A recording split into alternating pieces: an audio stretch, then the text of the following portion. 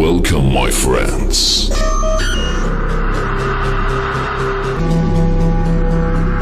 Feel free and expect the unexpected. Hello students, welcome back to our English class. In this class we are going to discuss about next part of the tense, that is past tense.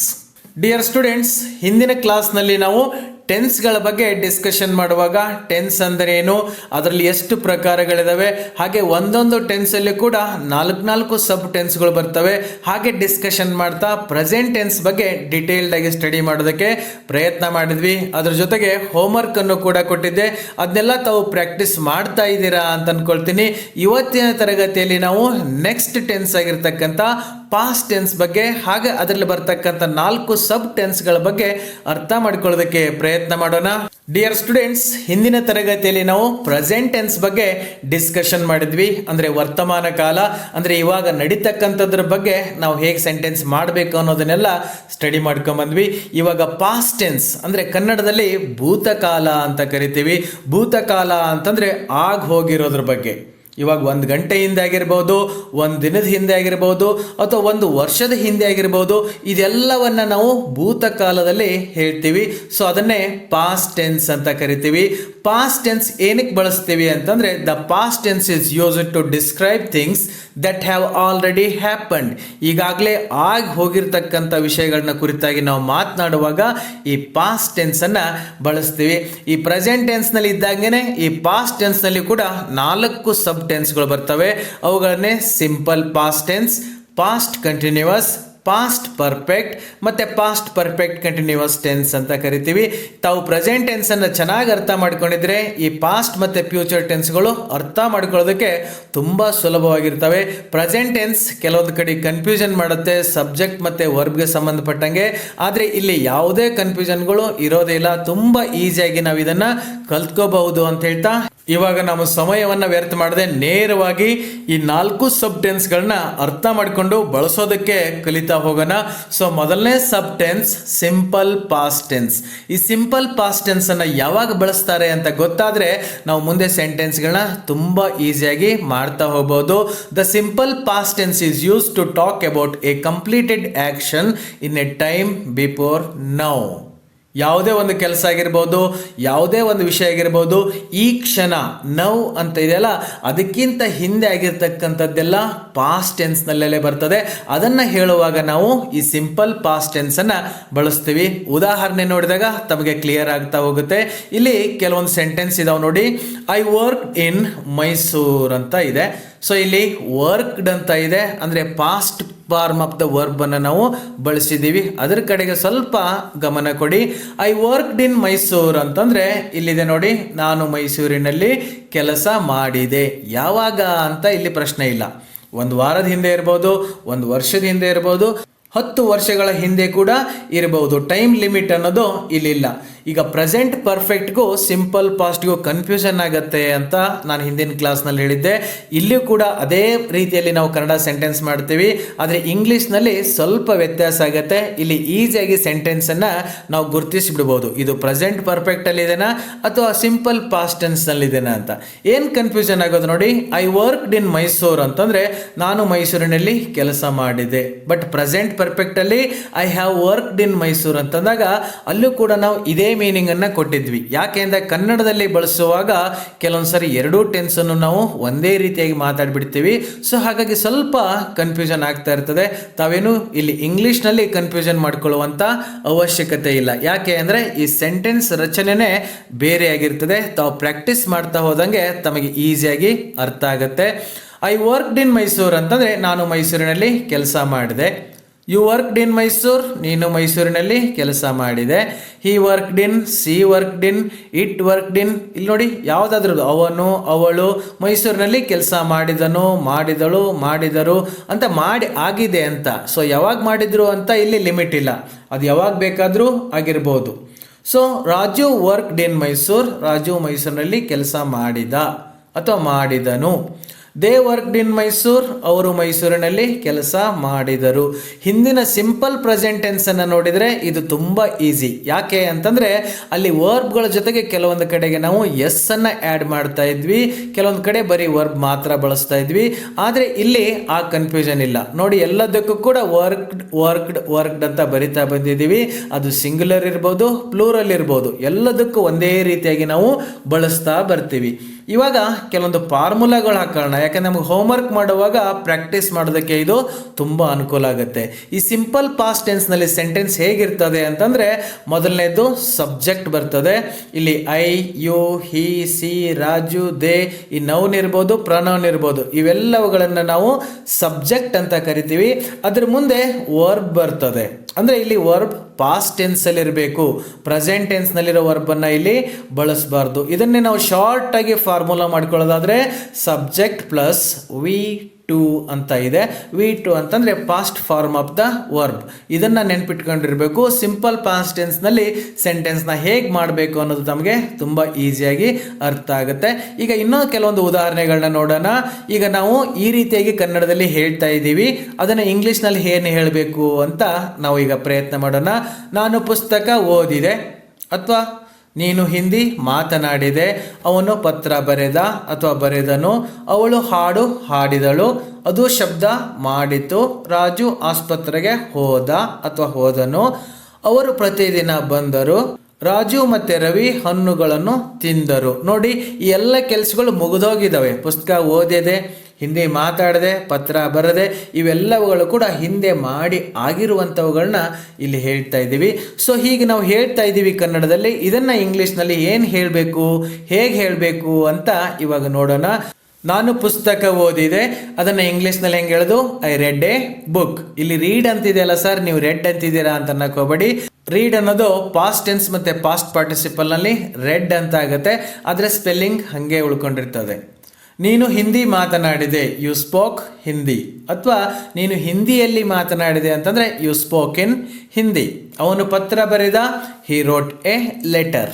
ನೋಡಿ, ಇದು ಯಾವಾಗ ಅಂತಿಲ್ಲ, ಯಾವಾಗಾದ್ರೂ ಇರ್ಬೋದು, ಒಂದಿನ, 2 ದಿನ, 1 ವಾರದ ಹಿಂದಿನ ಆಗಿರ್ಬೋದು, ಮಾಡಿ ಆಗಿರ್ತಕ್ಕಂಥ ಕೆಲಸನ ನಾವಿಲ್ಲಿ ಹೇಳ್ತಾ ಇದ್ದೀವಿ. ಅವಳು ಹಾಡು ಹಾಡಿದಳು, ಸಿ ಸ್ಯಾಂಗ್ ಎ ಸಾಂಗ್. ಅದು ಶಬ್ದ ಮಾಡಿತ್ತು, ಇಟ್ ಮೇಡ್ ಸೌಂಡ್ ಅಲ್ವಾ. ರಾಜು ಆಸ್ಪತ್ರೆಗೆ ಹೋದ ಅಂತ ಹೇಳಬೇಕಾದ್ರೆ Raju went to the hospital. ಅವರು ಪ್ರತಿದಿನ ಬಂದರು, ದೇ ಕೇಮ್ ಎವ್ರಿ ಡೇ ಅಲ್ವಾ. ರಾಜು ಮತ್ತು ರವಿ ಹಣ್ಣುಗಳನ್ನು ತಿಂದರು ಅಂತಂದರೆ Raju and Ravi eight the fruits. ಇಷ್ಟೊಂದು ಈಸಿಯಾಗಿ ಸೆಂಟೆನ್ಸ್ಗಳನ್ನ ಇಲ್ಲಿ ಮಾಡ್ತಾ ಹೋಗಬಹುದು. ಇಲ್ಲಿ ಸಿಂಪಲ್ ಪ್ರೆಸೆಂಟ್ ಟೆನ್ಸ್ ಅಂದರೆ ಬರೀ ಪಾಸಿಟಿವ್ ಸೆಂಟೆನ್ಸ್ಗಳನ್ನ ಮಾತ್ರ ಅಲ್ಲ, ಇಂಟ್ರಾಗೇಟಿವ್ ಸೆಂಟೆನ್ಸ್, ನೆಗೆಟಿವ್ ಸೆಂಟೆನ್ಸ್ಗಳನ್ನ ಹೇಗೆ ಮಾಡಬೇಕು ಅನ್ನೋದನ್ನು ಇವಾಗ ನೋಡ್ತಾ ಹೋಗೋಣ. ಇಲ್ಲಿ ಒಂದು ಸೆಂಟೆನ್ಸ್ ಇದೆ ನೋಡಿ, ಅಲ್ಲಿ ಬಳಸಿರ್ತಕ್ಕಂಥ ಸೆಂಟೆನ್ಸನ್ನು ಇಲ್ಲಿ ತಗೊಂಡಿದ್ದೀವಿ. ಐ ರೆಡ್ ಬುಕ್ ಅಂತ ಇದೆ. ಇದನ್ನು ನೀವು ಐ ರೀಡ್ ಬುಕ್ ಅಂತಲೂ ಓದ್ತೀರಾ ಪ್ರೆಸೆಂಟ್ ಟೆನ್ಸ್ನಲ್ಲಿ, ಆದರೆ ಇಲ್ಲಿ ಇದು ಪಾಸ್ಟ್ ಟೆನ್ಸ್ನಲ್ಲಿದೆ. I read book. ಸೊ ಅದನ್ನು ನಾನು ಪುಸ್ತಕ ಓದಿದೆ ಅಂತ ಕನ್ನಡದಲ್ಲಿ ಹೇಳ್ತೀವಿ. ನಾನು ಪುಸ್ತಕ ಓದಿದ್ನಾ ಅಂತ ಕೇಳಬೇಕು. ಅದನ್ನು ಹೇಗೆ ಕೇಳೋದು ಇಂಗ್ಲೀಷ್ನಲ್ಲಿ? Did I read A book? So did ಅನ್ನತಕ್ಕಂಥ ಹೆಲ್ಪಿಂಗ್ ವರ್ಬನ್ನು ನಾವು ಆ ಸೆಂಟೆನ್ಸ್ ಆರಂಭದಲ್ಲಿ ಹಾಕಿದರೆ ಅದು ಪ್ರಶ್ನೆ ಆಗುತ್ತೆ. ಸೊ ಈ ಹೆಲ್ಪಿಂಗ್ ವರ್ಬ್ಗಳು ಈ ಕ್ವಶನ್ ಮಾಡೋದ್ರಲ್ಲಿ ತುಂಬ ಇಂಪಾರ್ಟೆಂಟ್ ಪಾತ್ರ ವಹಿಸ್ತವೆ. ಅದನ್ನು ಮುಂದಿನ ಕ್ಲಾಸ್ನಲ್ಲಿ ಅಂದರೆ ಕ್ವಶನ್ ಫ್ರೇಮಿಂಗ್ ಬಗ್ಗೆ ಹೇಳುವಾಗ ಡೀಪಾಗಿ ನೋಡ್ತಾ ಹೋಗೋಣ. ಅದನ್ನು ನೆಗೆಟಿವ್ ಸೆಂಟೆನ್ಸ್, ನಾನು ಪುಸ್ತಕ ಓದಿಲ್ಲ ಅಂತ ಹೇಳಬೇಕು, ಓದಲಿಲ್ಲ ಅಂತ ಹೇಳಬೇಕು. ಸೊ ಹೆಂಗೆ ಹೇಳೋದು? ಐ ಡಿಂಟ್ ರೀಡ್ ಬುಕ್ ಅಂತ ನಾವು ಸೆಂಟೆನ್ಸ್ನ ಮಾಡಬೇಕಾಗತ್ತೆ. ಇನ್ನೊಂದು ಉದಾಹರಣೆ ನೋಡಿ, ಹಿ ರೋಟ್ ಎ ಲೆಟರ್ ಅಂತ ಇದೆ. ಅಂದರೆ ಕನ್ನಡದಲ್ಲಿ ಅವನು ಪತ್ರ ಬರೆದ ಅಥವಾ ಬರೆದನು ಅಂತಾಗತ್ತೆ. ಇದನ್ನು ನಾವು ಕ್ವಶನ್ ಹೇಗೆ ಮಾಡಬೇಕು ಅಲ್ವಾ? ಅವನ ಪತ್ರ ಬರೆದ್ನಾ ಅಂತ ಕೇಳಬೇಕು, ಬರೆದನಾ ಅಂತ ಕೇಳಬೇಕು. ಸೊ ಇಲ್ಲಿ did he right A letter ಅಂತ ನೋಡಿ, ಇಲ್ಲಿ ಕೂಡ ಡಿಡ್ ಅಂತ ಬಳಸಿದ್ದೀವಿ. ಆದರೆ ಸಿಂಪಲ್ ಪ್ರೆಸೆಂಟ್ ಟೆನ್ಸ್ನಲ್ಲಿ ಕೆಲವೊಂದಕ್ಕೆ ಡೂ ಅಂತ ಬಳಸಿದ್ವಿ, ಕೆಲವೊಂದಕ್ಕೆ ಡಸ್ ಅಂತ ಬಳಸಿದ್ವಿ. ಇಲ್ಲಿ ಆ ಕನ್ಫ್ಯೂಷನ್ ಆಗೋದೇ ಇಲ್ಲ. ಡಿಡ್ ಅನ್ನೋದನ್ನು ನಾವು ಮುಂದಕ್ಕೆ ಹಾಕಿಬಿಟ್ರೆ ಸಾಕು, ಅದು ಕ್ವಶನ್ ಆಗಿಬಿಡ್ತದೆ. ಆದರೆ ಡಿಡ್ ಅನ್ನು ಬಳಸುವಾಗ ಒಂದು ಚೇಂಜಸ್ ಅನ್ನು ನಾವು ಮಾಡಿದ್ದೀವಿ, ಅದನ್ನು ನೀಟಾಗಿ ನೋಡ್ಕೊಳ್ಳಿ. ಡಿಡ್ ಹಿ ರೈಟ್ ಅಂತ ಇದೆ ಮೇಲ್ಗಡೆ ಸೆಂಟೆನ್ಸ್ ಏನಿತ್ತು, ಹಿ ರೋಟ್ ಎ ಲೆಟರ್ ಅಂತ ಇತ್ತು. ಅದನ್ನು ಕ್ವಶನ್ ಮಾಡಿದಾಗ ಡಿಡ್ ಅನ್ನೋದನ್ನು ಆರಂಭದಲ್ಲಿ ಹಾಕಿದ್ವಿ, ಆದರೆ ರೋಟ್ ಅನ್ನೋದು ರೈಟ್ ಅಂತ ಆಗುತ್ತೆ. ಯಾವುದೇ ಸೆಂಟೆನ್ಸಲ್ಲಿ ನಾವು ಡಿಡ್ ಅಂತ ಬರೆದ್ವಿ ಅಂದರೆ ಮುಂದೆ ಬರೋ ವರ್ಬ್ ಪ್ರೆಸೆಂಟ್ ಟೆನ್ಸ್ಗೆ ಮಾಡಬೇಕಾಗತ್ತೆ. ಸೊ ಅದನ್ನು ತಾವು ಕನ್ಫ್ಯೂಸ್ ಮಾಡ್ಕೊಳ್ಳೋಕೆ ಹೋಗಬೇಡಿ. ಅವನು ಪತ್ರ ಬರೆದ್ನ ಅಂತ ಅರ್ಥ ಇಲ್ಲ, ಅವನು ಪತ್ರ ಬರೀಲಿಲ್ಲ ಅಥವಾ ಬರೆಯಲಿಲ್ಲ ಅಂತ ಹೇಳ್ಬೇಕಂದ್ರೆ ನೆಗೆಟಿವ್ ಸೆಂಟೆನ್ಸ್ ಮಾಡಬೇಕಂದ್ರೆ ಹೇಗೆ ಹೇಳಬೇಕು, ಹಿ ಡಿಂಟ್ ರೈಟ್ ಎ ಲೆಟರ್ ಅಂತ ಹೇಳ್ತೀವಿ. ಇನ್ನೊಂದು ಸೆಂಟೆನ್ಸನ್ನು ನೋಡ್ಕೊಳ್ಳಿ, ದೆ ಕೇಮ್ ಎವ್ರಿ ಡೇ, ಪ್ರತಿದಿನ ಅವ್ರು ಬಂದರು ಅಲ್ವಾ. ನಾವು ಪ್ರಶ್ನೆ ಮಾಡಬೇಕು, ಪ್ರತಿದಿನ ಅವ್ರು ಬಂದ್ರಾ ಅಂತ ಕೇಳಬೇಕು. ಇಂಗ್ಲೀಷ್ನಲ್ಲಿ ಹೇಗೆ ಕೇಳಬೇಕು, did they come every day.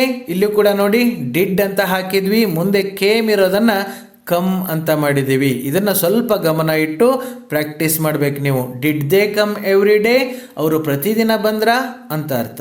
ಇಲ್ಲ, ಅವ್ರು ಪ್ರತಿದಿನ ಬರಲಿಲ್ಲ ಅಂತ ಹೇಳಬೇಕು, they didn't come every day ಅಥವಾ they did not come every day. Did ಮತ್ತು ಕಮ್ ಅನ್ನೋದ್ರ ಮಧ್ಯಕ್ಕೆ ನಾವು ನಾಟ್ ಅನ್ನು ಹಾಕಬೇಕು. ಶಾರ್ಟ್ ಆಗಿ ನೀವು ಡಿಂಟ್ ಅಂತ ಬರಿತೀರಾ. ಸೊ ಅದರ ಅರ್ಥ ಅವ್ರು ಪ್ರತಿದಿನ ಬರಲಿಲ್ಲ ಅಂತ ಅರ್ಥ ಆಗುತ್ತೆ.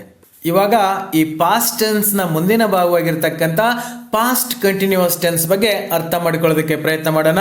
ಪಾಸ್ಟ್ ಕಂಟಿನ್ಯೂಸ್ ಟೆನ್ಸನ್ನು ನಾವು ಯಾವಾಗ ಬಳಸ್ತೀವಿ ನೋಡಿ, the past continuous describes action or events in a time before now which began in the past and were still going on when another event occurred. ಇದು ನಿಮ್ಗೆ ಅರ್ಥ ಆಗಿಲ್ಲ ಅಂದರೆ ಒಂದೇ ಒಂದು ಅರ್ಥ ಮಾಡ್ಕೊಂಡ್ಬಿಡಿ ಕನ್ನಡದಲ್ಲಿ. ಹಿಂದೆ ಯಾವುದೋ ಒಂದು ಟೈಮಲ್ಲಿ ನಾನು ಇದನ್ನು ಮಾಡ್ತಾ ಇದ್ದೆ ಅಂತ ಹೇಳಬೇಕು. ನಿನ್ನೆ ನಾನು ಇಷ್ಟೊತ್ತಲ್ಲಿ ಏನೋ ಮಾಡ್ತಾ ಇದ್ದೆ ಅಲ್ವಾ, ಹೋದ ವರ್ಷ ನಾನು ಈ ಟೈಮಲ್ಲಿ ಏನೋ ಮಾಡ್ತಾ ಇದ್ದೆ. ಯಾವುದೋ ಒಂದು ಟೈಮಲ್ಲಿ ನಾನು ಈ ಕೆಲಸ ಮಾಡ್ತಾ ಇದ್ದೆ ಅಂತ ಹೇಳಬೇಕಾದ್ರೆ ನಾವು ಪಾಸ್ಟ್ ಕಂಟಿನ್ಯೂಸ್ ಟೆನ್ಸನ್ನು ಬಳಸ್ತೀವಿ. ಈಗ ಉದಾಹರಣೆ ನೋಡಿದಾಗ ತಮಗೆ ಈಸಿ ಆಗುತ್ತೆ. I was working in Mysore ಅಲ್ವಾ. ಇದನ್ನೇ ನಾವು ಕನ್ನಡದಲ್ಲಿ ಹೇಳಬೇಕಾದ್ರೆ ನಾನು ಮೈಸೂರಿನಲ್ಲಿ ಕೆಲಸ ಮಾಡುತ್ತಿದ್ದೆ ಯಾವುದೋ ಒಂದು ಟೈಮಲ್ಲಿ ಅಲ್ವಾ. Last year I was working in Mysore ಅಂತ ಹೇಳ್ಬೋದು ಅಲ್ವಾ. When I met him I was working in Mysore ಅಂತ ಹೇಳ್ಬೋದು. ಸೊ ಯಾವುದೋ ಒಂದು ಟೈಮಲ್ಲಿ, ಇವಾಗಲ್ಲ ಹಿಂದೆ ಯಾವುದೋ ಒಂದು ಟೈಮಲ್ಲಿ ನಾನು ಈ ಕೆಲಸ ಮಾಡ್ತಾ ಇದ್ದೆ ಅಂತ ನೀವು ಹೇಳಬೇಕು. ನಿನ್ನೆ ನೀವು ಇಷ್ಟೊತ್ತಲ್ಲಿ ಏನು ಮಾಡ್ತಾ ಇದ್ರಿ ಅಂತ ಕೇಳಿದರೆ ನೀವು ಪಾಸ್ಟ್ ಕಂಟಿನ್ಯೂಸ್ ಟೆನ್ಸ್ನಲ್ಲಿನೇ ಆನ್ಸರ್ ಮಾಡ್ತೀರಾ ಅಲ್ವಾ. ನೆಕ್ಸ್ಟ್ ಸೆಂಟೆನ್ಸ್ ನೋಡಿ, you are working in Mysore, ನೀನು ಮೈಸೂರಿನಲ್ಲಿ ಕೆಲಸ ಮಾಡುತ್ತಿದ್ದೆ ಅಥವಾ ಮಾಡುತ್ತಲಿದ್ದೆ ಅಂತ ಕನ್ನಡದಲ್ಲಿ ಹೇಳ್ತೀವಿ. He was working in Mysore, ಅವನು ಮೈಸೂರಿನಲ್ಲಿ ಕೆಲಸ ಮಾಡುತ್ತಿದ್ದ ಅಥವಾ ಕೆಲಸ ಮಾಡ್ತಾ ಇದ್ದ ಅಂತ ಆಡು ಭಾಷೆಯಲ್ಲಿ ನಾವು ಬಳಸ್ತೀವಿ. She was working in Mysore, ಅವಳು ಮೈಸೂರಿನಲ್ಲಿ ಕೆಲಸ ಮಾಡುತ್ತಿದ್ದಳು.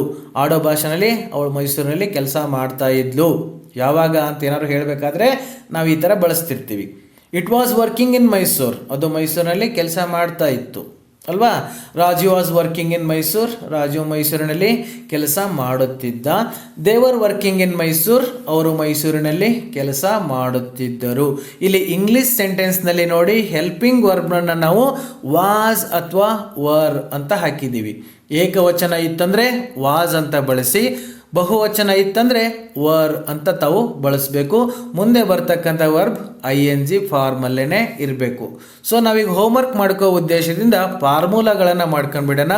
ಈ ಸೆಂಟೆನ್ಸ್ ಸ್ಟ್ರಕ್ಚರ್ ಹೇಗಿರ್ತದೆ ನೋಡಿ, ಮೊದಲು ಸಬ್ಜೆಕ್ಟ್ ಬರ್ತದೆ, ಆಮೇಲೆ ವಾಸ್ ಅಥವಾ ವರ್ಬ್ ಬರ್ತದೆ. ಸಿಂಗ್ಯುಲರ್ ಸಬ್ಜೆಕ್ಟ್ ಇತ್ತಂದರೆ ವಾಸ್, ಪ್ಲೂರಲ್ ಇತ್ತಂದರೆ ವರ್ಬ್, ಅದ್ರ ಮುಂದೆ ವರ್ಬ್ ಪ್ಲಸ್ ING ಅಂದರೆ ವರ್ಬ್ ING ಫಾರ್ಮಲ್ಲೇ ಬರ್ತದೆ.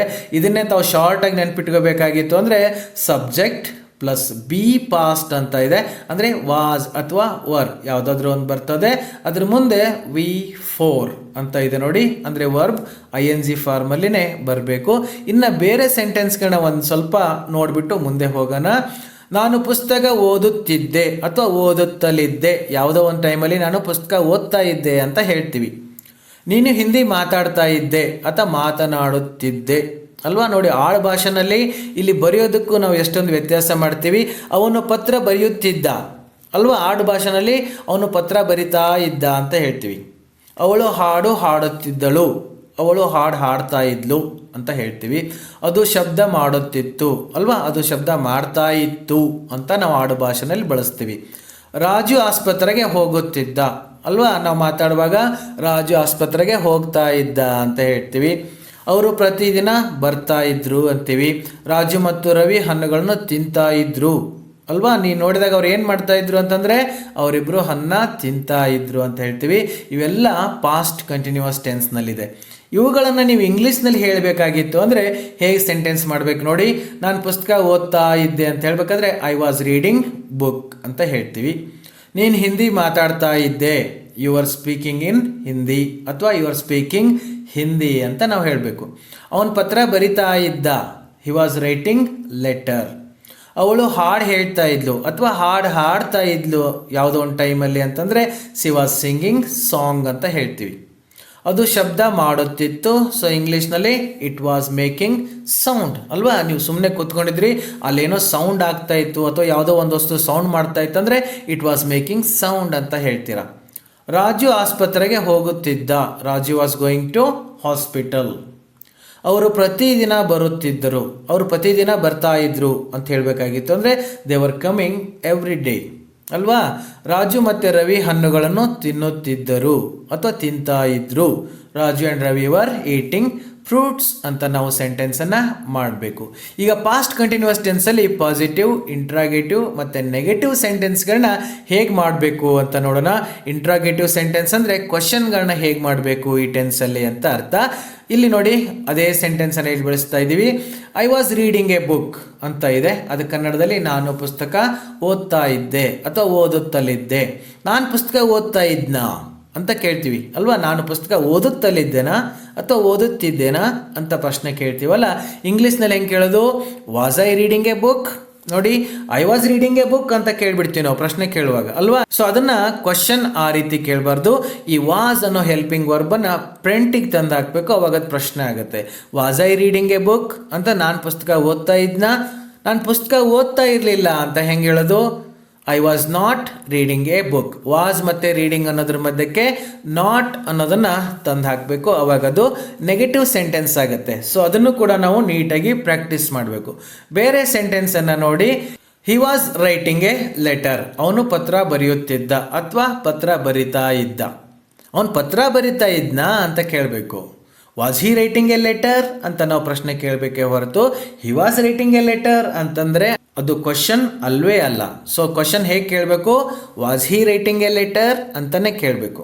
ಅವನು ಪತ್ರ ಬರಿತಾ ಇರಲಿಲ್ಲ ಅಂತ ಹೇಳೋದಾದರೆ, ನೆಗೆಟಿವ್ ಸೆಂಟೆನ್ಸ್ ಮಾಡೋದಾದರೆ he was not writing a letter ಅಲ್ವಾ. ನಾಟ್ ಅನ್ನೋದನ್ನು ನಾವು ವಾಸ್ ಮತ್ತು ರೈಟಿಂಗ್ ಅನ್ನೋದ್ರ ಮಧ್ಯಕ್ಕೆ ಸೇರಿಸಿದ್ರೆ ಅದು ನೆಗೆಟಿವ್ ಸೆಂಟೆನ್ಸ್ ಆಗುತ್ತೆ. ಇನ್ನೊಂದು ಸೆಂಟೆನ್ಸನ್ನು ನೋಡಿ. They were coming every day. ಅವ್ರು ಪ್ರತಿದಿನ ಬರ್ತಾ ಇದ್ರು ಅಥವಾ ಬರುತ್ತಿದ್ದರು ಅಂತ ಇದೆ. ಅವ್ರು ಪ್ರತಿದಿನ ಬರ್ತಾ ಇದ್ರಾ ಅಂತ ಕೇಳಬೇಕು, ಕ್ವಶನ್ ಮಾಡಬೇಕು ನಾವು. ಸೊ ಕ್ವಶನ್ ಹೇಗೆ ಮಾಡಬೇಕು, were they coming every day. ಈ ವರ್ ಅನ್ನೋದನ್ನು ಸ್ಟಾರ್ಟಿಂಗಲ್ಲಿ ಓದಿಡ್ಬೇಕಷ್ಟೇ. Were they coming every day ಅಂತಂದರೆ ಅವರು ಪ್ರತಿದಿನ ಬರ್ತಾ ಇದ್ರಾ ಬರುತ್ತಿದ್ದರಾ ಅಂತ ಪ್ರಶ್ನೆ. ಅವ್ರು ಪ್ರತಿದಿನ ಬರ್ತಾ ಇರಲಿಲ್ಲ ಅಂತ ಹೇಳಬೇಕು, ನೆಗೆಟಿವ್ ಸೆಂಟೆನ್ಸ್ ಮಾಡಬೇಕು ಅಂದರೆ they were not coming every day. Var ಮತ್ತು ಕಮಿಂಗ್ ಮಧ್ಯಕ್ಕೆ ನಾಟನ್ನು ಸೇರಿಸಿದರೆ ಸಾಕು, ಅದು ನೆಗೆಟಿವ್ ಸೆಂಟೆನ್ಸ್ ಆಗಿಬಿಡ್ತದೆ. ಇವಾಗ ಪಾಸ್ಟ್ ಟೆನ್ಸ್ನ ಮುಂದಿನ ಭಾಗವಾಗಿರ್ತಕ್ಕಂಥ ಪಾಸ್ಟ್ ಪರ್ಫೆಕ್ಟ್ ಟೆನ್ಸ್ ಬಗ್ಗೆ ಅರ್ಥ ಮಾಡಿಕೊಳ್ಳೋದಕ್ಕೆ ಪ್ರಯತ್ನ ಮಾಡೋಣ. ಈ ಟೆನ್ಸನ್ನು ನಾವು ಯಾವಾಗ ಬಳಸಬೇಕು ಅಂತ ಗೊತ್ತಾದರೆ ಮುಂದೆ ಸೆಂಟೆನ್ಸನ್ನು ಮಾಡೋದು ತುಂಬ easy. The past perfect refers to a time earlier than before now. It is use to make it clear that one event happen before another in the past. ಹಿಂದಿನ ಕಾಲದಲ್ಲಿ ಅಂದರೆ ಭೂತಕಾಲದಲ್ಲಿ ಯಾವುದೋ ಒಂದು ಕೆಲಸನ ಮಾಡಿ ಮುಗಿಸಿದ್ದೀವಿ ಅಂತ ಹೇಳೋದಕ್ಕೆ ನಾವು ಈ ಟೆನ್ಸನ್ನು ಬಳಸ್ತೀವಿ. ಯಾವಾಗಲೂ ನಿನ್ನೆ ನಾವು ಇಷ್ಟೊತ್ತಿಗೆ ಈ ಕೆಲಸ ಮಾಡಿ ಮುಗಿಸಿದ್ವಿ ಅಲ್ವಾ, ಹೋದ ವರ್ಷ ಇದು ಮಾಡಿ ಆಗಿತ್ತು ಅಂತ ಹೇಳಬೇಕಾದ್ರೆ ಹಿಂದೆ ಮಾಡಿ ಮುಗಿಸಿದ್ವಿ ಅಥವಾ ಆಗಿತ್ತು ಅಂತ ಹೇಳುವಾಗ ಈ ಟೆನ್ಸನ್ನು ಬಳಸ್ತೀವಿ. ಅರ್ಥ ಆಗಿಲ್ಲ ಅಂತಂದರೆ ಸೆಂಟೆನ್ಸ್ಗಳನ್ನ ನೋಡ್ಕೊಳ್ಳಿ, ಉದಾಹರಣೆ ನೋಡ್ಕೊಳ್ಳಿ, ತಮಗೆ ಈಸಿಯಾಗಿ ಅರ್ಥ ಆಗಿಬಿಡುತ್ತೆ. ಇಲ್ಲಿ ಕೆಲವೊಂದು ಸೆಂಟೆನ್ಸ್ ಇದಾವೆ ನೋಡಿ. I had worked in Mysuru ಅಂದರೆ ಕನ್ನಡದಲ್ಲಿ ಏನಾಗುತ್ತೆ, ನಾನು ಮೈಸೂರಿನಲ್ಲಿ ಕೆಲಸ ಮಾಡಿದ್ದೆ. ಪ್ರೆಸೆಂಟ್ ಪರ್ಫೆಕ್ಟಲ್ಲಿ ಮಾಡಿದ್ದೀನಿ ಅಂತ ಆಗಿತ್ತು, ಈಗ ಮಾಡಿದ್ದೆ ಅಂದರೆ ಮಾಡಾಗಿತ್ತು. You had worked in Mysuru, ನೀನು ಮೈಸೂರಿನಲ್ಲಿ ಕೆಲಸ ಮಾಡಿದ್ದೆ. He had worked in Mysore, she had worked in Mysore, it had worked in Mysore ಅಲ್ವಾ. ಅವನು, ಅವಳು, ಅದು ಕೆಲಸ ಮಾಡಿದ್ದ, ಕೆಲಸ ಮಾಡಿದ್ಲು, ಕೆಲಸ ಮಾಡಿತ್ತು ಅಂತ ಹೇಳಬೇಕಾದ್ರೆ ಈ ಥರ ಬಳಸ್ತೀವಿ. Raju had worked in Mysuru ಅಂತಂದರೆ ರಾಜು ಮೈಸೂರಿನಲ್ಲಿ ಕೆಲಸ ಮಾಡಿದ್ದ ಅಲ್ವಾ. ಅಂದರೆ ಆಲ್ರೆಡಿ ಇವನು ಮಾಡಿ ಆಗಿತ್ತು, ಅಂದರೆ ಹಿಂದೆ ಯಾವುದೋ ಕೆಲಸನ ಮಾಡಿ ಮುಗಿಸಿ ಆಗಿರ್ತದಲ್ಲ ಅದನ್ನು ಹೇಳೋದಕ್ಕೆ ನಾವು ಈ ರೀತಿಯಾಗಿ ಬಳಸ್ತೀವಿ. They had worked in Mysuru, ಅವರು ಮೈಸೂರಿನಲ್ಲಿ ಕೆಲಸ ಮಾಡಿದ್ರು. ಇಷ್ಟು ಚೆನ್ನಾಗಿ ಕೆಲಸ ಮಾಡ್ತಾರಲ್ಲ, ಎಲ್ಲಿ ಅನುಭವ ಇದೆ ಅಂತಂದರೆ they had worked in Mysore ಅಲ್ವಾ. ಅವ್ರು ಮೈಸೂರಿನಲ್ಲಿ ಕೆಲಸ ಮಾಡಿದ್ದು ಅನುಭವ ಇತ್ತು ಅಂತ ಹೇಳುವಾಗ they had worked in Mysuru ಅಂತ ಹೇಳ್ತೀವಿ. ಈಗ ಇದನ್ನು ಫಾರ್ಮುಲಾ ನೋಡ್ಕೊಳ್ಳೋಣ. ಇಲ್ಲಿ ನೋಡಿ, ಎಲ್ಲದಕ್ಕೂ ಹ್ಯಾಡ್ ಇದೆ. ಪ್ರೆಸೆಂಟ್ ಪರ್ಫೆಕ್ಟಲ್ಲಿ ಸೆಂಟೆನ್ಸ್ ಮಾಡುವಾಗ ಕೆಲವೊಂದಕ್ಕೆ ಹ್ಯಾಸ್ ಆಗ್ತಾ ಇದ್ವಿ, ಕೆಲವೊಂದಕ್ಕೆ ಹ್ಯಾವ್ ಅಂತ ಬಳಸ್ತಾ ಇದ್ವಿ. ಆ ಕನ್ಫ್ಯೂಷನ್ ಇಲ್ಲಿಲ್ಲ, ಎಲ್ಲದಕ್ಕೂ ಕೂಡ ಹ್ಯಾಡ್. ಈ ಸೆಂಟೆನ್ಸ್ ಸ್ಟ್ರಕ್ಚರ್ ಹೇಗಿರ್ತದೆ ನೋಡಿ, ಮೊದಲನೇದ್ದು ಸಬ್ಜೆಕ್ಟ್ ಬರ್ತದೆ, I, you, he, she, it ಇವೆಲ್ಲ ಬರ್ತವೆ. ಅದಾದಮೇಲೆ ಹ್ಯಾಡ್ ಬರ್ತದೆ. ಅದಾದಮೇಲೆ ಬರಬೇಕಾಗಿರೋದು past participle form of the verb. ಇಲ್ಲಿ ವರ್ಕ್ಡ್ ಇದೆ ಅಂತಂದರೆ ಇದು ಪಾಸ್ಟ್ ಟೆನ್ಸ್ ಅಂತ ಅನ್ಕೊಳಕ್ಕೆ ಹೋಗಬೇಡಿ, ಇದು ಪಾಸ್ಟ್ ಪಾರ್ಟಿಸಿಪಲ್. ಹಿಂದಿನ ಕ್ಲಾಸ್ನಲ್ಲೂ ಹೇಳಿದ್ದೆ, ಇವಾಗಲೂ ಹೇಳ್ತೀನಿ, ನೆನ್ಪಿಟ್ಕೊಂಡ್ಬಿಡಿ. ಹ್ಯಾವ್, ಹ್ಯಾಸ್, ಹ್ಯಾಡ್ ಯಾವುದೇ ಬರಲಿ ಅದ್ರ ಮುಂದೆ ಬರ್ತಕ್ಕಂಥ ವರ್ಬ್ ಮಾತ್ರ ಪಾಸ್ಟ್ ಪಾರ್ಟಿಸಿಪಲ್ ಫಾರ್ಮ್ನಲ್ಲಿನೇ ಇರಬೇಕು. ಆಯಿತಾ. ಈಗ ರೈಟ್ ಅಂತಿತ್ತಂದರೆ ರೋಟ್ ಅಂತ ಬರಿಬಾರ್ದು, ಐ ಹ್ಯಾಡ್ ರೋಟ್ ಅಂತ ಬರಿಬಾರ್ದು, ಇಲ್ಲಿ ಐ ಹ್ಯಾಡ್ ರಿಟನ್ ಅಂತಲೇ ಬರಿಬೇಕು. ಸೊ ಅದನ್ನು ಬಳಸೋ ಅಭ್ಯಾಸ ತಾವು ಬೆಳೆಸ್ಕೋಬೇಕು. ಇದನ್ನು ಫಾರ್ಮುಲಾ ನಾವು ಶಾರ್ಟಾಗಿ ಮಾಡೋದಾದರೆ ಸಬ್ಜೆಕ್ಟ್ ಬರ್ತದೆ, ಪ್ಲಸ್ ಹ್ಯಾಡ್ ಇದೆ, ಆಮೇಲೆ V3 ಇದೆ, ಅಂದರೆ ವರ್ಬ್ದು ಪಾಸ್ಟ್ ಪಾರ್ಟಿಸಿಪಲ್ ಫಾರ್ಮ್. ಇವಾಗ ಬೇರೆ ಕೆಲವೊಂದು ಸೆಂಟೆನ್ಸ್ಗಳನ್ನ ನೋಡೋಣ, ಅವಾಗ ಇನ್ನೂ ತಮಗೆ ಕ್ಲಿಯರ್ ಆಗಿಬಿಡ್ತದೆ. ಇಲ್ಲಿ ನೋಡಿ, ನಾವು ಕನ್ನಡದಲ್ಲಿ ಕೆಲವೊಂದು ಸೆಂಟೆನ್ಸನ್ನು ಕೊಟ್ಟಿದ್ದೀವಿ, ಇದನ್ನು ನಾವೀಗ ಇಂಗ್ಲೀಷ್ಗೆ ಟ್ರಾನ್ಸ್ಲೇಟ್ ಮಾಡಬೇಕು. ಎಕ್ಸಾಕ್ಟಾಗಿ ನಾವು ಹೆಂಗೆ ಹೇಳಬೇಕು ನೋಡಿ, ನಾನು ಪುಸ್ತಕ ಓದಿದ್ದೆ ಅಂದರೆ ಓದಾಗಿತ್ತು, ಓದಿ ಮುಗಿದಿತ್ತು ಅಂತ. ನೀನು ಹಿಂದಿ ಮಾತನಾಡಿದ್ದೆ ಅಲ್ವಾ, ಅವನು ಪತ್ರ ಬರೆದಿದ್ದ ಅಥವಾ ಬರೆದಾಗಿತ್ತು ಅಲ್ವಾ, ನಿನ್ನೆ ಎಷ್ಟೊತ್ತಿಗೆ ಅವನು ಪತ್ರ ಬರೆದಾಗಿತ್ತು, ಹಿಂದೆ ಮಾಡಿ ಮುಗಿಸಾಗಿರೋ ಕೆಲಸ ಇದು. ಅವಳು ಹಾಡು ಹಾಡಿದ್ದಳು ಅಥವಾ ಹಾಡಿದ್ಲು ಅಲ್ವಾ. ನಾವು ಕನ್ನಡದಲ್ಲಿ ಬಳಸುವಾಗ ಸ್ವಲ್ಪ ಕನ್ಫ್ಯೂಸ್ ಮಾಡ್ಕೋತೀವಿ, ಸೊ ಇಂಗ್ಲೀಷ್ನಲ್ಲಿ ಇದನ್ನು ಕನ್ಫ್ಯೂಷನ್ ಮಾಡ್ಕೊಳ್ಳೋಕೆ ಹೋಗಬೇಡಿ. ಅದು ಶಬ್ದ ಮಾಡಿತ್ತು ಅಲ್ವಾ, ಮಾಡಿ ಆಗಿತ್ತಿದು. ರಾಜು ಆಸ್ಪತ್ರೆಗೆ ಹೋಗಿದ್ದ, ಅವನು ಹೋಗಾಗಿತ್ತು, ಆಸ್ಪತ್ರೆಗೆ ಹೋಗಾಗಿತ್ತು ಅವನು ಅಲ್ವಾ. ರಾಜು ಭೇಟಿ ಆಗಬೇಕಂತ ಹೋಗಿರ್ತೀರ, ಆದರೆ ರಾಜು ಮನೆಯಲ್ಲಿ ಇರಲಿಲ್ಲ. ಯಾಕೆ ಅಂದರೆ ನೀವು ಹೋಗೋಕ್ಕಿಂತ ಮುಂಚೆನೇ ಅವನು ಏನು ಮಾಡಿದ್ದ, ಆಸ್ಪತ್ರೆಗೆ ಹೋಗಿದ್ದ ಅಂದರೆ ಹೋಗಾಗಿತ್ತು ಅಂತ ಅರ್ಥ. ಅವರು ಪ್ರತಿದಿನ ಬಂದಿದ್ರು ಅಂತ ಹೇಳಬೇಕಾಗತ್ತೆ. ಸೊ ಇವುಗಳನ್ನು ನಾವು ಇಂಗ್ಲೀಷ್ನಲ್ಲಿ ಹೇಗೆ ಬಳಸ್ಬೇಕು ನೋಡಿ, ನಾನು ಪುಸ್ತಕ ಓದಿದ್ದೆ ಅಂತಂದರೆ ಐ ಹ್ಯಾಡ್ ರೆಡ್ ಬುಕ್ ಅಂತ ಹೇಳ್ತೀವಿ ಅಲ್ವಾ. ನಿನ್ನೆ ಅವನು ಸಿನಿಮಾಕ್ಕೆ ಕರೆದಾಗ ನೀನು ಯಾಕೆ ಹೋಗಲಿಲ್ಲ ಅಂತ ಹೇಳಿದ್ರೆ, ನಾನು ಆಲ್ರೆಡಿ ನೋಡಿ ಆಗಿತ್ತು ಅದನ್ನು, ಐ ಹ್ಯಾಡ್ ಸೀನ್ ಅಲ್ವಾ. ಈ ಆ ಪುಸ್ತಕ ಯಾಕೆ ಓದಿಲ್ಲ ಅಂತಂದರೆ ನಾನು ಆಲ್ರೆಡಿ ಓದಾಗಿತ್ತು ಅಲ್ವಾ. ಸೊ ಅದೇ ರೀತಿ ಇಲ್ಲಿ ನಾವು ಸೆಂಟೆನ್ಸ್ಗಳನ್ನ ಮಾಡ್ತಾ ಹೋಗ್ತೀವಿ. ನೀನು ಹಿಂದಿ ಮಾತಾಡಿದ್ದೆ, ಯು ಹ್ಯಾಡ್ ಸ್ಪೋಕನ್ ಹಿಂದಿ.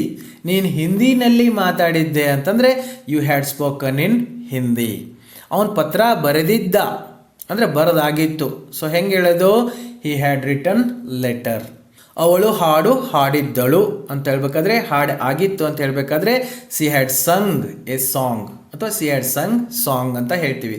ಅದು ಶಬ್ದ ಮಾಡಿತ್ತು, it had made sound. Raju ಆಸ್ಪತ್ರೆಗೆ ಹೋಗಿದ್ದ ಅಂದರೆ ಹೋಗಾಗಿತ್ತು ಅಲ್ವಾ, Raju had gone to hospital. ಅವರು ಪ್ರತಿದಿನ ಬಂದಿದ್ದರು, they had come every day. ಇವು ಸಾದಾ ಸೆಂಟೆನ್ಸ್ಗಳು.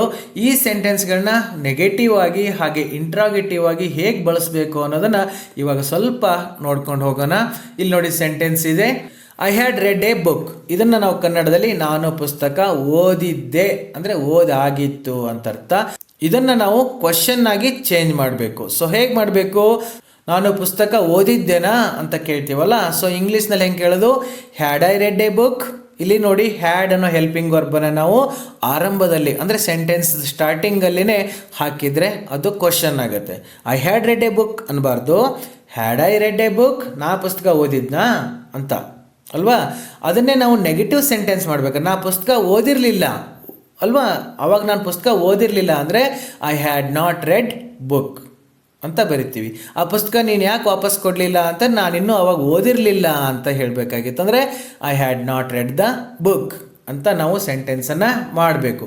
ಬೇರೆ ಉದಾಹರಣೆ ನೋಡಿ, ಇನ್ನೂ ಕ್ಲಿಯರ್ ಆಗುತ್ತೆ. He had written a letter. ಅವನು ಪತ್ರ ಬರೆದಿದ್ದ. ಅವನು ಪತ್ರ ಬರೆದಿದ್ನಾ ಅಂತ ಕೇಳಬೇಕು. ಅದನ್ನು ಇಂಗ್ಲೀಷ್ನಲ್ಲಿ ಹೆಂಗೆ ಕೇಳಬೇಕು, had he written a letter.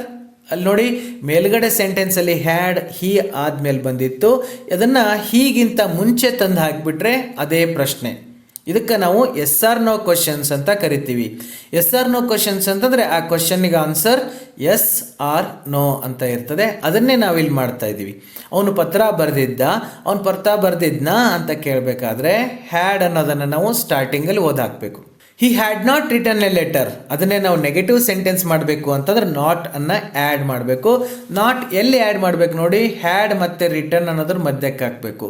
He had not return a letter ಅಂತಂದರೆ ಕನ್ನಡದಲ್ಲಿ ಅವನು ಪತ್ರ ಬರೆದಿರಲಿಲ್ಲ ಅಂತ ಹೇಳ್ತೀವಲ್ಲ ಅದು. ಇನ್ನು ಮುಂದಿನ ಉದಾಹರಣೆ ನೋಡಿ, they had come every day, ಅವರು ಪ್ರತಿದಿನ ಬಂದಿದ್ದರು ಅಲ್ವಾ. ನಾವು ಮಾತಾಡೋಕೆ ಈ ಥರ ಹೇಳ್ತೀವಿ, ದಿನ ಬರ್ತಿದ್ರು ಅವರು ಅಲ್ವಾ. ಹಾಗೆಯೇ ಇಂಗ್ಲೀಷ್ನಲ್ಲಿ ನಾವು they had come every day ಅಂತ ಹೇಳ್ತೀವಿ. ಅವರು ಪ್ರತಿದಿನ ಬಂದಿದ್ರಾ ಅಥವಾ ಬರ್ತಿದ್ರಾ ಅಂತ ಕೇಳಬೇಕಾದ್ರೆ ಇಂಗ್ಲೀಷ್ನಲ್ಲಿ had they come every day ಅಂತ ಕ್ವಶನನ್ನು ಮಾಡ್ತೀವಿ. ಇದನ್ನು ನೆಗೆಟಿವ್ ಮಾಡೋದಾದರೆ ಅವರು ಪ್ರತಿದಿನ ಬಂದಿರಲಿಲ್ಲ ಅಂತ ಹೇಳಬೇಕು. ಸೊ ಇಂಗ್ಲೀಷ್ನಲ್ಲಿ ಹೆಂಗೆ ಹೇಳಬೇಕು, they had not come every day. ಇಲ್ಲಿ ಒಂದನ್ನು ನೆನ್ಪಿಟ್ಕೊಳ್ಳಿ, ನೆಗೆಟಿವ್ ಸೆಂಟೆನ್ಸ್ ಮಾಡೋದು ಅಂತಂದರೆ ಅದರಲ್ಲಿ ನಾಟ್, ನೋ, ನೆವರನ್ನು ನಾವು ಹಾಕಬೇಕು. ಸೊ ಎಲ್ಲಿ ಹಾಕಬೇಕು, ದೇ ಹ್ಯಾಡ್ ನಾಟ್ ಕಮ್ ಅಂತಂದರೆ ಹ್ಯಾಡ್ ಮತ್ತು ಕಮ್ ಮಧ್ಯಕ್ಕೆ ನಾವು ನಾಟನ್ನು ಹಾಕಿಬಿಟ್ರೆ ಅದು ನೆಗೆಟಿವ್ ಸೆಂಟೆನ್ಸ್ ಆಗುತ್ತೆ. ಇವಾಗ ಪಾಸ್ಟ್ ಟೆನ್ಸ್ನಲ್ಲಿ ಕೊನೆಯದಾಗಿರ್ತಕ್ಕಂಥ ಪಾಸ್ಟ್ ಪರ್ಫೆಕ್ಟ್ ಕಂಟಿನ್ಯೂಸ್ ಟೆನ್ಸನ್ನು ನೋಡೋಣ. ಇದನ್ನು ಯಾವಾಗ ಬಳಸ್ತೀವಿ ನೋಡಿ, the past perfect continuous tense is use to tell about something that had started before but had not finished yet in the past ಅಲ್ವಾ. ಪ್ರೆಸೆಂಟ್ ಪರ್ಫೆಕ್ಟ್ ಕಂಟಿನ್ಯೂಸ್ ಟೆನ್ಸಲ್ಲಿ ಏನು ನೋಡಿದ್ವಿ, ಯಾವುದೋ ಒಂದು ಕೆಲಸ ಸ್ಟಾರ್ಟ್ ಮಾಡಿರ್ತೀವಿ ಬಟ್ ಇನ್ನೂ ಕಂಪ್ಲೀಟ್ ಆಗಿರೋದೇ ಇಲ್ಲ, ಮಾಡ್ತಾನೆ ಇರ್ತೀವಲ್ಲ ಅವಾಗ ಬಳಸ್ತಾ ಇದ್ವಿ. ಇಲ್ಲಿ ಪಾಸ್ಟ್ ಪರ್ಫೆಕ್ಟ್ ಕಂಟಿನ್ಯೂಸ್ ಟೆನ್ಸ್ ಅಂದರೆ ಯಾವುದೋ ಒಂದು ಟೈಮಲ್ಲಿ ಚಿಕ್ಕವರಿದ್ದಾಗ 1 ವರ್ಷದ ಹಿಂದೋ 5 ವರ್ಷದಿಂದೋ ಯಾವುದೋ ಒಂದು ಕೆಲಸನ ನಾವು ಮಾಡ್ತಾನೇ ಇದ್ವಿ ಅಂತ ಹೇಳೋದಕ್ಕೆ ಈ ಟೆನ್ಸನ್ನು ಬಳಸ್ತೀವಿ. ಉದಾಹರಣೆ ನೋಡಿ, ತುಂಬ ಈಸಿಯಾಗಿ ಅರ್ಥ ಆಗುತ್ತೆ. I had been working in Mysuru.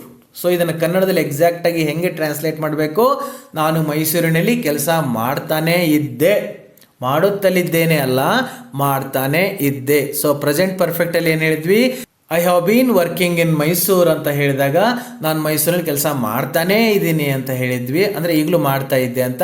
But ಇದು ಪಾಸ್ಟ್ ಪರ್ಫೆಕ್ಟ್ ಕಂಟಿನ್ಯೂಸ್ ಟೆನ್ಸ್ ಅಂತಂದರೆ I had been working in Mysuru ಅಂದರೆ ಅದನ್ನು ನಾವು ಏನಂತ ಮಾಡ್ತೀವಿ ಕನ್ನಡದಲ್ಲಿ, ನಾನು ಮೈಸೂರಿನಲ್ಲಿ ಕೆಲಸ ಮಾಡ್ತಾನೇ ಇದ್ದೆ, ಇವಾಗಿಲ್ಲ ಬಟ್ ಆ ಟೈಮಲ್ಲಿ ಮಾಡ್ತಾ ಇದ್ದೆ ಅಂತ. You had been working in Mysuru, ನೀನು ಮೈಸೂರಿನಲ್ಲಿ ಕೆಲಸ ಮಾಡ್ತಾನೇ ಇದ್ದೆ. He had been working in Mysuru, ಅವನು ಮೈಸೂರಿನಲ್ಲಿ ಕೆಲಸ ಮಾಡ್ತಾನೇ ಇದ್ದ. ಮಾಡುತ್ತಲಿದ್ದ ಬೇರೆ, ಮಾಡ್ತಾನೇ ಇದ್ದ ಬೇರೆ. She had been working in Mysuru, ಅವಳು ಮೈಸೂರಿನಲ್ಲಿ ಕೆಲಸ ಮಾಡುತ್ತಲೇ ಇದ್ಳು, ಮಾಡ್ತಾನೇ ಇದ್ಳು ಅಂತ. It had been working in Mysuru, ಅದು ಮೈಸೂರಿನಲ್ಲಿ ಕೆಲಸ ಮಾಡ್ತಾನೇ ಇತ್ತು. Raju had been working in Mysuru, Raju ಮೈಸೂರಿನಲ್ಲಿ ಕೆಲಸ ಮಾಡ್ತಾನೇ ಇದ್ದ ಅಂತ ಅರ್ಥ. They had been working in Mysuru, ಇಲ್ಲಿ ಮಾಡ್ತಾನೇ ಇದ್ರು ಅಂತ ಸ್ವಲ್ಪ ಎಳೆದ್ಬಿಟ್ಟು ಹೇಳಿದರೆ ಅದು past perfect continuous tense. Okay, ಇಲ್ಲಿ ಸೆಂಟೆನ್ಸ್ ಸ್ಟ್ರಕ್ಚರ್ನ ನೋಡ್ಕೊಳ್ಳೋಣ, ಆಮೇಲೆ ಬೇರೆ ಎಕ್ಸಾಂಪಲ್ಗಳನ್ನ ನೋಡೋಕ್ಕಾಗತ್ತೆ. ಈ ಸೆಂಟೆನ್ಸ್ ನೋಡಿ ಹೇಗಿದೆ, ಫಸ್ಟ್ ಸಬ್ಜೆಕ್ಟ್ ಬಂದದೆ, ಆಮೇಲೆ ಹ್ಯಾಡ್ ಬೀನ್ ಬಂದದೆ. ಆದರೆ ಪ್ರೆಸೆಂಟ್ ಪರ್ಫೆಕ್ಟ್ ಕಂಟಿನ್ಯೂಸ್ ಟೆನ್ಸಲ್ಲಿ ಹ್ಯಾಸ್ ಬೀನ್ ಬರ್ತಿತ್ತು, ಕೆಲವೊಂದು ಸರಿ ಹ್ಯಾವ್ ಬೀನ್ ಅಂತ ಬರ್ತಾ ಇತ್ತು. ಇಲ್ಲಿ ಆ ಕನ್ಫ್ಯೂಷನ್ ಇಲ್ಲ, ಸಬ್ಜೆಕ್ಟ್ ಆದ ತಕ್ಷಣ ಹ್ಯಾಡ್ ಬೀನ್ ಅಂತ ಬಳಸಬೇಕು, ಅದ್ರ ಮುಂದೆ ವರ್ಬ್ಗೆ ING ಫಾರ್ಮನ್ನು ಹಾಕಬೇಕು, ಅದು past perfect continuous tense sentence ಆಗುತ್ತೆ. ಇದನ್ನು ನಾವು ಶಾರ್ಟಾಗಿ ಫಾರ್ಮುಲಾ ನೋಡ್ಕೊಳ್ಳೋದಾದರೆ ಸಬ್ಜೆಕ್ಟ್ ಪ್ಲಸ್ ಹ್ಯಾಡ್ ಬೀನ್ ಬರ್ತದೆ, ಆಮೇಲೆ V4 ಅಂದರೆ ವರ್ಬ್ಗೆ ING ಫಾರ್ಮ್ ಬರ್ತದೆ. ಇವಾಗ ಬೇರೆ ಸೆಂಟೆನ್ಸ್ಗಳನ್ನ ಉದಾಹರಣೆ ನೋಡೋಣ. ಈಗ ಕನ್ನಡದಲ್ಲಿ ಕೊಟ್ಟಿದ್ದೀನಿ, ಇವುಗಳನ್ನ ನಾವು ಇಂಗ್ಲೀಷ್ನಲ್ಲಿ ಟ್ರಾನ್ಸ್ಲೇಟ್ ಮಾಡಬೇಕು. ನಾನು ಪುಸ್ತಕ ಓದುತ್ತಲೇ ಇದ್ದೆ ಅಲ್ವಾ, ನಾನು ಸ್ಕೂಲ್ಗೆ ಹೋಗ್ಬೇಕಾದ್ರೆ ಪುಸ್ತಕ ಓದ್ತಾನೇ ಇದ್ದೆ ಅಂತ ಹೇಳ್ತೀವಿ. ನೀನು ಹಿಂದಿ ಮಾತನಾಡುತ್ತಲೇ ಇದ್ದೆ ಅಲ್ವಾ, ಸ್ಕೂಲ್ಗೆ ಹೋಗ್ಬೇಕಾದ್ರೆ ನೀನು ಹಿಂದಿ ಮಾತಾಡ್ತಾನೇ ಇದ್ದೆ ಅಲ್ವಾ. ಅವನು ಪತ್ರ ಬರೆಯುತ್ತಲೇ ಇದ್ದ, ನಿನ್ನೆ ಪೂರ್ತಿ ದಿನ ಅವನು ಪತ್ರ ಬರಿತಾನೇ ಇದ್ದ ಅಂತ ಹೇಳ್ತೀವಲ್ವಾ. ಸೊ ಇದು ಹಿಂದೆ ಮಾಡ್ತಾನೆ ಇದ್ದ ಅಂತ ಹೇಳ್ತಾ ಇದ್ದೀವಿ. ಅವಳು ಹಾಡು ಹಾಡುತ್ತಲೇ ಇದ್ದಳು, ಅದೇ ರೀತಿ ಅದು ಶಬ್ದ ಮಾಡುತ್ತಲೇ ಅಥವಾ ಮಾಡುತ್ತಾನೆ ಇತ್ತು ಅಂತ ಹೇಳ್ತೀವಿ.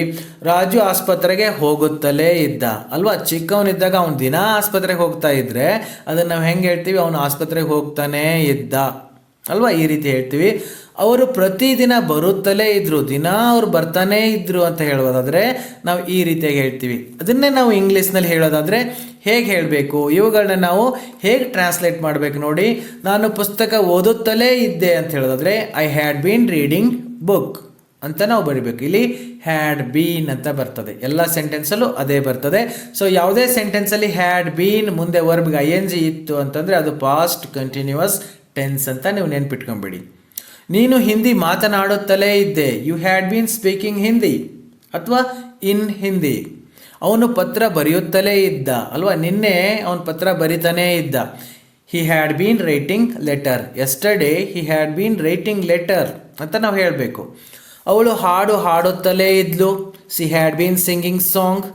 ಅದು ಶಬ್ದ ಮಾಡುತ್ತಲೇ ಇತ್ತು, it had been making sound. ಅವನು ಆಸ್ಪತ್ರೆಗೆ ಹೋಗುತ್ತಲೇ ಇದ್ದ, Raju had been going to hospital. ಅವರು ಪ್ರತಿದಿನ ಬರ್ತಾನೇ ಇದ್ದರು ಅಂದರೆ ಬರುತ್ತಲೇ ಇದ್ದರು. ಸ್ವಲ್ಪ ಎಳೆದು ಬಿಟ್ಟು ಹೇಳಬೇಕಿಲ್ಲ ಅಂದರೆ ಅದು ಕಂಟಿನ್ಯೂಸ್ ಟೆನ್ಸ್ ಆಗುತ್ತೆ. ಅದನ್ನೇ ಇಂಗ್ಲೀಷ್ನಲ್ಲಿ ಹೆಂಗೆ ಹೇಳೋದು, they had bean coming every day ಅಂತ ಅರ್ಥ ಆಗುತ್ತೆ. ಓಕೆ, ಇವಾಗ ಪಾಸ್ಟ್ ಪರ್ಫೆಕ್ಟ್ ಕಂಟಿನ್ಯೂಸ್ ಟೆನ್ಸಲ್ಲಿ ಪಾಸಿಟಿವ್ ಸೆಂಟೆನ್ಸ್ಗಳನ್ನ ನಾವು ಇಂಟ್ರಾಗೇಟಿವ್ ಸೆಂಟೆನ್ಸ್ ಹೇಗೆ ಮಾಡಬೇಕು, ಹಾಗೆಯೇ ಅವುಗಳನ್ನ ನೆಗೆಟಿವ್ ಸೆಂಟೆನ್ಸ್ ಹೇಗೆ ಮಾಡಬೇಕು ಅಂತ ಸ್ವಲ್ಪ ಉದಾಹರಣೆ ನೋಡೋಣ. ಇಲ್ಲಿ ನೋಡಿ, I had been reading a book ಅಂತ ಇದೆ. ನಾನು ಒಂದು ಪುಸ್ತಕವನ್ನು ಓದುತ್ತಲೇ ಇದ್ದೆ ಅಥವಾ ನಾವು ಒಂದು ಪುಸ್ತಕನ ಓದ್ತಾನೇ ಇದ್ದೆ. ಅದನ್ನು ನೀವು ಕ್ವಶನ್ ಮಾಡಬೇಕು, ನಾನು ಒಂದು ಪುಸ್ತಕ ಓದ್ತಾನೇ ಇದ್ನಾ ಅಲ್ವಾ, ನಾನು ನಿನಗೆ ಬೈತಾನೇ ಇದ್ನಾ, ನಾನು ನಿಂಗೆ ಹೇಳ್ತಾ ಇದ್ನಾ ಅಂತ ಕ್ವಶನ್ ಕೇಳ್ತೀವಲ್ಲ. ಸೊ ಇದು ಹಾಗೆ, ನಾನು ಪುಸ್ತಕ ಓದುತ್ತಲೇ ಇದ್ದೇನಾ ಅಂತಂದರೆ had I been reading a book.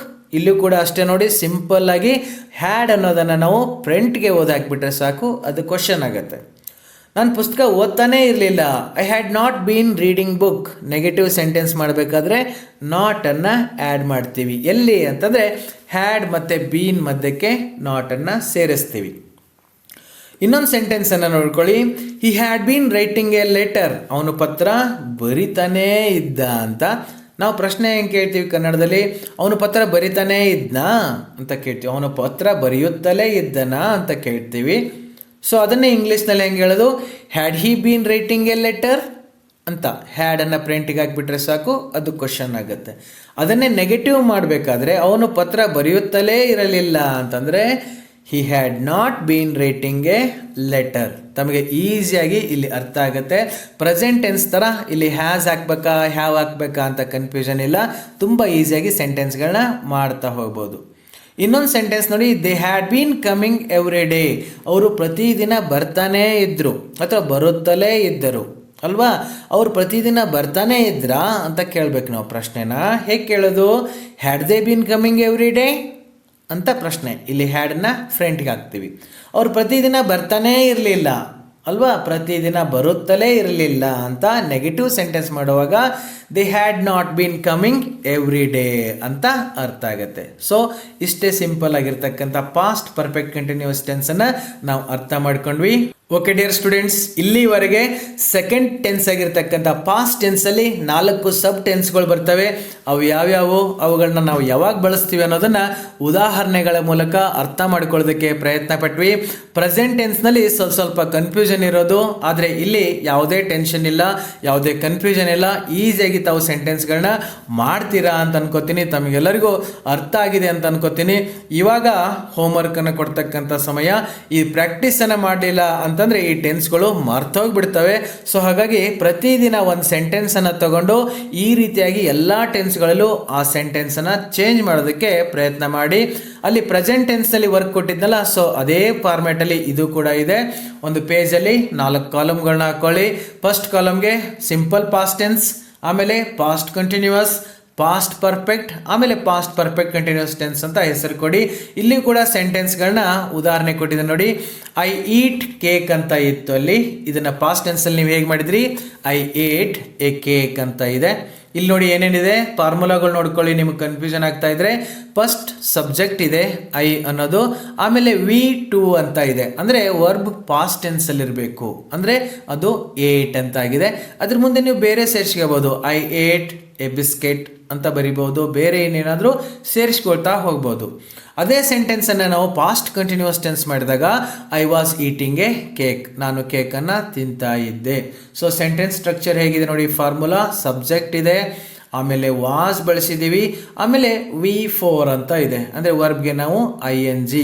ಎಲ್ಲೂ ಕೂಡ ವಾಸ್ ಅಂತ ಬರೆದು ಈಟ್ ಅಂತ ಬರೆಯೋಕ್ಕೆ ಹೋಗಬೇಡಿ. ವಾಸ್ ಬಂತು ಅಂತಂದರೆ ಮುಂದ್ಗಡೆ ಈಟಿಂಗ್ ಅಂತಲೇ ಬರಬೇಕು, ಅಥವಾ ಡ್ರಿಂಕಿಂಗ್ ಅಂತಲೇ ಬರಬೇಕು, ರನ್ನಿಂಗ್ ಅಂತ ಬರಬೇಕು. ಸೊ ING ಫಾರ್ಮಲ್ ಬರ್ತದೆ. ಇದನ್ನೇ ನೀವು ಪರ್ಫೆಕ್ಟ್ ಟೆನ್ಸಿಗೆ ಚೇಂಜ್ ಮಾಡಿದಾಗ I had eaten A cake.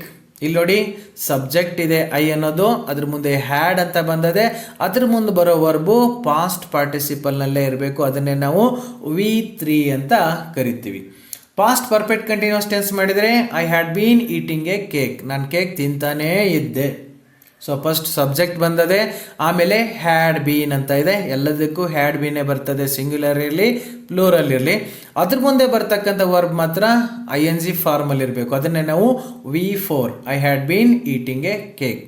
ಇದೇ ರೀತಿ ನೀವು ಐ ಇರುವಲ್ಲಿ ಯಾರ್ದಾದ್ರೂ ಹೆಸರು ಹಾಕಿ. ಸೊ ಈ ರೀತಿ ನಾವು ಬೇರೆ ಬೇರೆ ಹೆಸರುಗಳನ್ನ ಬಳಸ್ತಾ, ಇಲ್ಲಿ ಏಟ್ ಅಂತ ಇದೆ, ಸೊ ನೀವು ಬೇರೆ ಡ್ರ್ಯಾಂಕ್ ಅಂತ ಬರೀರಿ ಅಲ್ವಾ, ಜಂಪ್ಡ್ ಅಂತ ಬರೀರಿ, ಕ್ಲೋಸ್ಡ್ ಅಂತ ಬರೀರಿ. ಸಿಂಪಲ್ ಆಗಿರೋ ಸೆಂಟೆನ್ಸನ್ನು ತಗೊಂಡು ಚೇಂಜ್ ಮಾಡೋದಕ್ಕೆ ಪ್ರಯತ್ನ ಮಾಡಿ.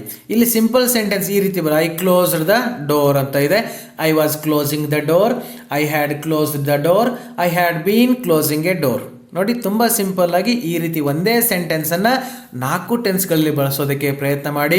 ಸಾಧ್ಯವಾದರೆ ಅದನ್ನು ಕನ್ನಡದಲ್ಲಿ ಅರ್ಥ ಬರೆಯೋದಕ್ಕೂ ಕೂಡ ಪ್ರಯತ್ನ ಮಾಡಿ.